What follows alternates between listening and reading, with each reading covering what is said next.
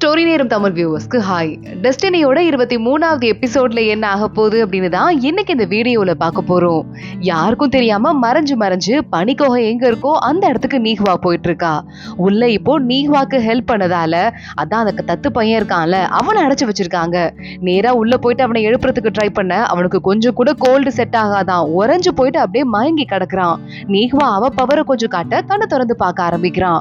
நீஹ்வா உடனே ஓகே தானடா அப்படின்னு கேட்க, நான் உன்னை காப்பாத்துறேன், இப்போ நீ பதிலுக்கு என்ன காப்பாத்திட்ட, அதனால 2 பேருக்கும் நடுவுல கணக்கு முடிஞ்சிருச்சு, இனிமே எனக்கு ஹெல்ப் பண்ணாத அப்படின்னு ஷுவான் சொல்ல ஆரம்பிக்கிறான்.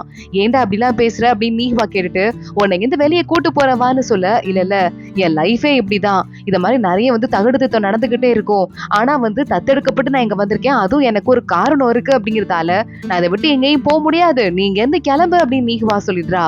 உனக்கு இந்த பெட்ஷீட்டை கொடுக்க சொல்லி உங்க அம்மாவோட வேலைக்கார லேடி இருப்பாங்கல்ல, அவங்க என்கிட்ட கொடுத்துட்டு போனாங்க.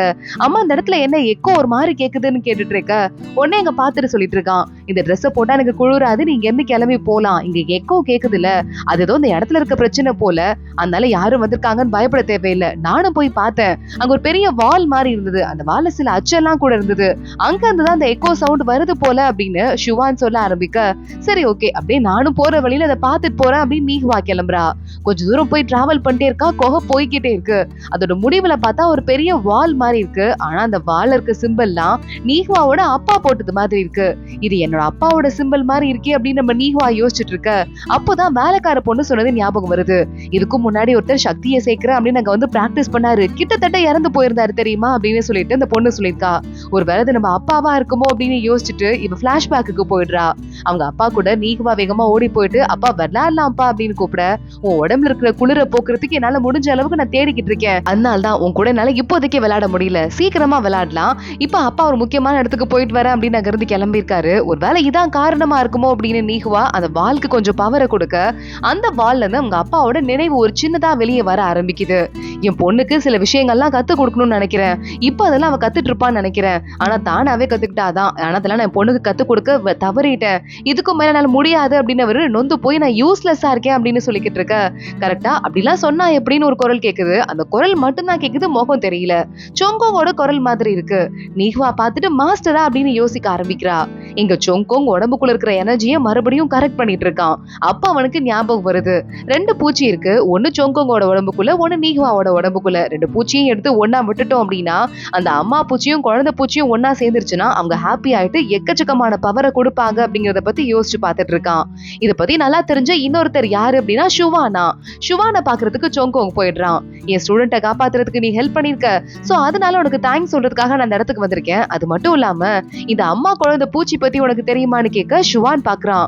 நல்லா தெரியும், அதை பத்தி ரொம்ப மோசமா பேசிப்பாங்க, ஒருவேளை ரெண்டும் ஒண்ணு சேர்ந்துச்சுங்கன்னா யாருக்கா இருந்தாலும் நல்லவங்க கெட்டவங்கன்னு பார்க்காம அவங்களுக்கு பெரிய பவரை கொடுக்குமாமே அப்படின்னு சொல்ல, அந்த 2 பூச்சி 2 பேர் உடம்புல இருக்கு, அதை ஒருத்தங்க உடம்புல எடுத்துக்கிறதுனா என்ன பண்ணணும் அப்படின்னு ஒன்னும் தெரியாத மாதிரி சொங்கோங் கேட்க ஆரம்பிக்க, அதுக்கு ஏதோ சொல்யூஷன் ஷுவான் சொல்ல ஆரம்பிக்கிறான். அவ்வளவுதான், இங்க சொங்கோங் நேரா கிளம்பி வந்துட்டு இருக்கான். கரெக்டா அப்பன்னு பார்த்து ஆப்போசிட்ல நீஹ்வா வர, என்னம்மா வெளியே போயிருந்தியா அப்படின்னு சொங்கோங் கேட்டுட்டு, ஒரு முக்கியமான விஷயம் இருக்கு, அதுவும் இல்லாம ஷுவான் உனக்கு ஹெல்ப் பண்ணிருக்காங்கிறதால உனக்கு நான் தேங்க்ஸ் கூட சொல்லிட்டு வந்துட்டேன், சீக்கிரமா அவன் பனிஷ்மெண்ட்டும் முடிஞ்சிரும், அதை பத்தி நீ கவலைப்பட வேண்டாம், ஒரு ஃபங்க்ஷன் ஒன்னு நாளைக்கு ஏற்பாடு பண்ணிருக்கேன், அந்த ஃபங்க்ஷனுக்கு முக்கியமான அறிவிப்புலாம் அறிவிக்க வேண்டி இருக்கு அப்படின்னு சொங்கோங் அங்க இருந்து போக, என்னவா இருக்கும் அப்படின்னு நீஹ்வா யோசிக்க ஆரம்பிக்கிறா. இங்க இன்னொரு பக்கம் நம்ம பையனோட ஆசிரமத்துல இந்த சீனியர் இருக்கானே அவனை மண்டி போட வச்சுட்டு தலைவி கேட்டுக்கிட்டு இருக்காங்க. நீ கொடுத்த மருந்துக்கு அப்புறம் தான் நம்ம மாஸ்டருக்கு இன்னும் உடம்பு முடியாம போயிருக்கு, என்ன பண்ணன்னு கேட்க, சொல்றதுக்கு ஒண்ணும் இல்ல, நான் ஒண்ணும் பண்ணல, நான் மாஸ்டர் ஒண்ணும் பண்ணல அப்படின்னு நம்ம மறுபடியும் சொல்லிக்கிட்டு இருக்கான். எவ்வளவு தைரியம், மாஸ்டர் உன் மருந்தை சாப்பிட்டதுக்கு அப்புறமா வாமிட் பண்ணிருக்காரு, பொறுப்பே இல்லாம பதில் பேசிக்கிட்டு இருக்க, உன்னை என்ன பண்றேன்னு பாரு அப்படின்னு அங்க இருக்கிற குருக்கெல்லாம் அவனை அடிக்கிறதுக்கே வந்துட்டு இருக்காங்க. அவன் அமைதியாவே இருந்துட்டு இருக்கான். சரி பரவாயில்ல, இவனை வெளியே போக விடுங்கன்னு சொல்ல நேரா ஜிங் உள்ள வந்துடுறான். அவங்க அப்பா போய் பேச ஆரம்பிக்கிறான். அப்பா மாஸ்டருக்கு என்ன ஆச்சுன்னு, அது ஒரு பெரிய கதை, அது அப்புறமா சொல்றேன், நீ போய் முதல்ல ரெஸ்ட் எடு வா அப்படின்னு சொல்லிட்டு அவங்க அப்பா ஜிங்க கூட்டு போயிட்டு இருக்காரு. இங்க நேரா நம்ம நீஹ்வாக்கு ட்ரெஸ் கொடுக்கறதுக்காக ஜிகி வந்துடுறா. சொங்கோங் இதை உங்ககிட்ட கொடுக்க சொன்னாரு அப்படின்னு சொல்லிட்டு, இதை போட்டுதான் நீ நாளைக்கு ஃபங்க்ஷனுக்கு வரணுமான்னு சொல்ல, என்ன ஃபங்க்ஷன் நாளைக்கு அப்படின்னு அவ கேக்குறா. நீ வந்து பாரு உனக்கு தெரியும் அப்படின்னு மறுபடியும் இவளும் சொல்லிட்டு அங்க இருந்து கிளம்பி போயிடுறா. அடுத்த நாள் ஃபங்க்ஷன் ஸ்டார்ட் ஆகுது. கிட்டத்தட்ட அரக்க உலகத்துல இருக்கிற எல்லா முக்கியமான ஆளுங்களும் வந்திருக்காங்க.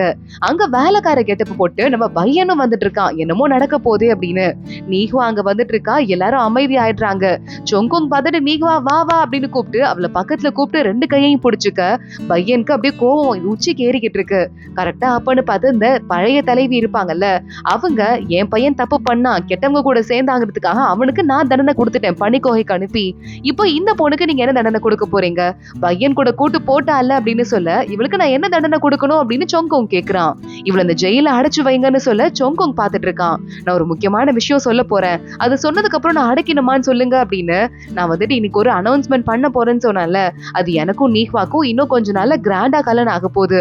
என் பொண்டாட்டியா இவ மாற போறா, இதுக்கு மேலே நான் அவளுக்கு வந்துட்டு பனிஷ்மெண்ட் கொடுக்க முடியுமான்னு கேட்க நீஹ்வா ஷாக் ஆயிட்டு பாத்துட்டு இருக்கா. அங்க இருக்க எல்லாரும் ஷாக் ஆயிடுறாங்க. பையனுக்கு இதயமே நொறுங்குன மாதிரி இருக்கு.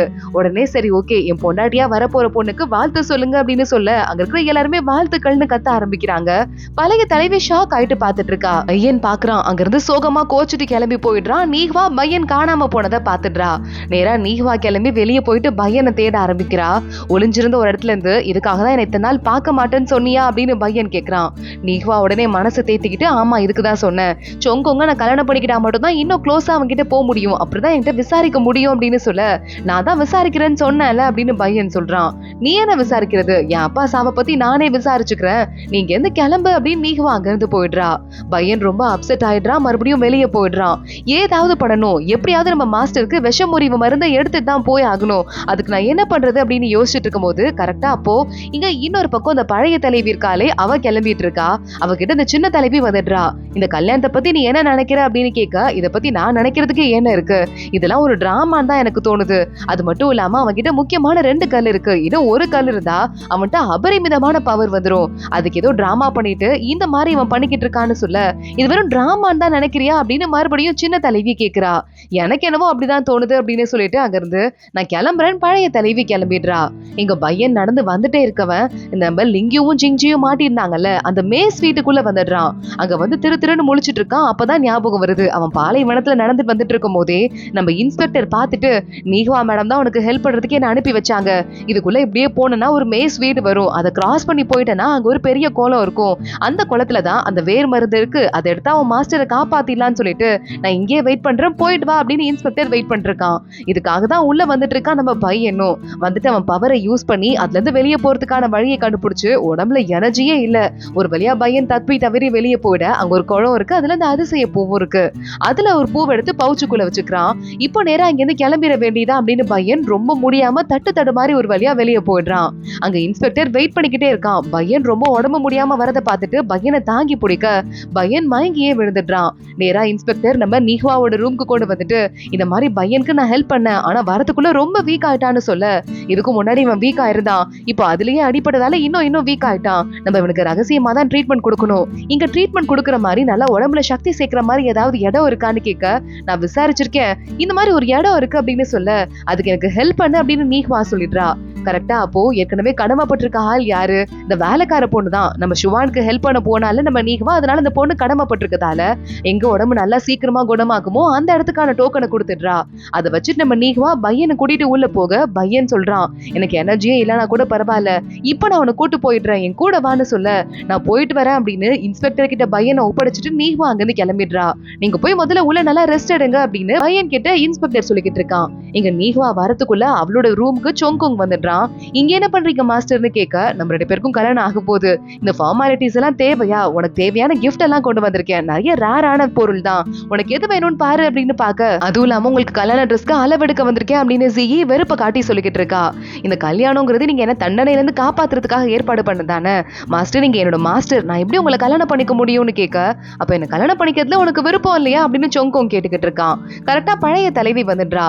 நான் பழி வாங்குறதையே மனசுல வச்சுட்டு ஒரு சந்தோஷமான நிகழ்ச்சியை கூட கொண்டாடாம விட்டுட்டேன், அதனாலதான் வந்து இவ்வளவு ரேரான பொருள், இது ஒரு ட்ரெஸ், இதை கொண்டு வந்திருக்கேன், இந்த கல்யாண பொண்ணு போட்டுக்கிட்டா அப்படின்னா பல்லாயிரக்கணக்கான வருஷத்துக்கு அதிர்ஷ்டம் கிடைச்ச மாதிரின்னு சொல்ல இது உங்க ஹஸ்பண்டோடது, அதாவது எனக்கு உயிர் கொடுத்த என் அண்ணனோடது, அவரோடதை ஏன் கொண்டு வந்து கொடுக்குறீங்க அப்படின்னு சொங்கோங் கேக்குறான்.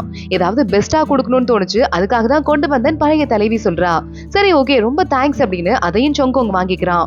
அங்க இருந்து பழைய தலைவி கிளம்புனதும் நம்ம கல்யாணத்துக்காக எல்லாரும் எவ்வளவு ஹாப்பி ஆயிட்டு இருக்காங்க பாரு, நீ மட்டும் எப்படி இருக்க, இதுக்கெல்லாம் வந்துட்டு யாரு காரணம், அந்த பையன் தானே அப்படின்னு கேட்க அமைதி ஆயிடுறா நீஹ்வா.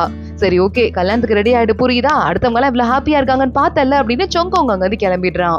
நீஹுவாக்கு தலையே சுத்தி போயிடுது. இன்னொரு பக்கம் பழைய தலைவி கிட்ட ரெண்டாவது தலைவி போறா. எதுக்காக அந்த முக்கியமான பொருளை கிஃப்டா கொடுத்தேன்னு கேட்க, அந்த ட்ரெஸ்ல வசிய பொடியை போட்டிருக்கேன், உண்மையாவே இது உண்மையான கல்யாணமா இல்ல ஃபேக்கா அவன் பண்றானான்னு தெரிஞ்சுக்கணும். ஒருவேளை உண்மையாவே சொங்கோங்குள்ள அந்த காதல் வந்துருச்சுன்னா கெட்ட சக்தி அவனை பயங்கரமா அட்டாக் பண்ணும்ல, அது இருக்கா இல்லையான்னு தெரிஞ்சுக்கணும். அந்த வசிய பொடி ட்ரெஸ் நீஹுவா போட்டதுமே உண்மையான காதல் இருந்தது அவனுக்குள்ள அப்படின்னா அந்த கெட்ட சக்தி ஓவரா அவனை அட்டாக் பண்ணிட்டு அதை அவனை கண்ட்ரோல் பண்றதுக்கு ட்ரை பண்ணும். அதை வச்சு நம்ம கண்டுபிடிக்கலாம்னு சொல்ல பிளான் சூப்பரா இருக்கு அப்படின்னு பழைய தலைவி கிட்ட இங்க இரண்டாவது தலைவி சொல்லிக்கிட்டு இருக்கா. அதே மாதிரி ஷுவானை ரிலீஸ் பண்றதுக்கு உத்தரவு போட்டுறாங்க. ஷுவான் வெளியே வரும்போது அந்த கல்யாண விஷயம் தெரியுது. அச்சச்சோ அப்படின்னு வேகமா அங்கிருந்து கிளம்புறான். வரம நேரம் நீஹுவாட்ட போயிட்டு நீஹுவா என்ன நினைச்சிட்டு இருக்க, உனக்கு ஏதாவது ஹெல்ப் பண்ணுமா அப்படின்னு கேட்க, அதெல்லாம் ஒண்ணும் இல்ல நான் பாத்துக்கிறேன் அப்படின்னு நீஹுவா சொல்லிடுறா. இன்ஸ்பெக்டர் வரான். மேடம் நீங்க அவனை போய் கல்யாணம் பண்ணிக்கணுமா, வேண்டாமேன்னு சொல்ல, இதுக்கு மேல அடுத்தவங்க யாரையும் டிஸ்டர்ப் பண்ண விரும்பல, எனக்காக எல்லாரும் கஷ்டப்பட்டுக்கிட்டே இருக்காங்க நீஹுவா சோகமா சொல்லிக்கிட்டு இருக்கா. அங்க இருந்து இன்ஸ்பெக்டர் மறுபடியும் பையன் எங்க ட்ரீட்மெண்ட் எடுத்துட்டு இருக்கானோ அங்க போயிடுறான். நான் உங்ககிட்ட ஒரே ஒரு வேண்டுகோள் மட்டும் வைக்கிறேன், உங்களை இந்த தடவை காப்பாத்திருக்கேன்ல அதுக்காக உங்களுக்கு ஒரு சான்ஸ் கிடைச்சதுன்னா எங்க நீஹுவா மேடம் இங்க இருந்து கூட்டு போயிடுறீங்களா ப்ளீஸ், உங்களை தவிர வேற யாராலையும் எங்க மேடம் காப்பாத்த முடியாதுன்னு சொல்ல, நான் கூட்டு போயிடுறேன் இது சத்தியம் அப்படின்னு பையனும் சொல்லிக்கிட்டு இருக்கான். கரெக்டா இங்க இன்னொரு பக்கம் எனக்கு ஒரு ஹெல்ப் பண்ணு அப்படின்னு பையன் இன்ஸ்பெக்டர்கிட்ட கேட்க, நேரா இன்ஸ்பெக்டர் போயிட்டு ஒரு பூ ஒண்ண பறக்க விடுறான். இங்க லிங்கியோ அப்புறம் மத்த பொண்ணுங்க எல்லாம் நின்னுகிட்டு இருக்காங்க. ஒரு பூ ஒண்ணு வருது. இது பையனோட இன்ஃபர்மேஷன் ஆச்சே அப்படின்னு அதை ஃபாலோ பண்ணிக்கிட்டே அங்க இருந்து நம்ம லிங்கியோ போயிட்டு இருக்க, அது நேரா இன்ஸ்பெக்டர் கிட்ட அந்த பூ கூட்டு போகுது. பார்த்தா இன்ஸ்பெக்டர் உங்களோட மாஸ்டரை காப்பாத்துறதுக்காக இந்த பூவை கொடுக்க சொல்லி என்ன சொல்லி விட்டாரு பையன், அதை கொடுத்துட்டேன் கிளம்புறேன் அப்படின்னு அங்க இருந்து இன்ஸ்பெக்டர் கிளம்பிடுறான். லிங்கியோ நேரா வந்து மாஸ்டரை காப்பாத்துறதுக்கு மருந்து கொடுத்துட்டு போயிருக்கான். அவனுக்கு அடிபட்டு இருக்கான், அதனால அவங்க ரெஸ்ட் எடுத்துட்டு இருக்கானா அப்படின்னு எல்லா விஷயத்தையும் லிங்கியோ சொல்ல, நம்ம போய் மாஸ்டரை காப்பாத்தான் மத்த எல்லாரும் பேசிட்டு இருக்காங்க. அதோட தான் இந்த எபிசோட் முடியுது. அடுத்து என்ன ஆக போகுது தொடர்ந்து பார்க்கலாம். இந்த வீடியோவை லைக் பண்ணிக்கோங்க, மறக்காம நம்ம சேனலுக்கு சப்ஸ்கிரைப் பண்ணிட்டு பெல் ஐக்கானையும் கிளிக் பண்ணிக்கோங்க. அடுத்த வீடியோல பார்க்கலாம். அது வரைய பாய்.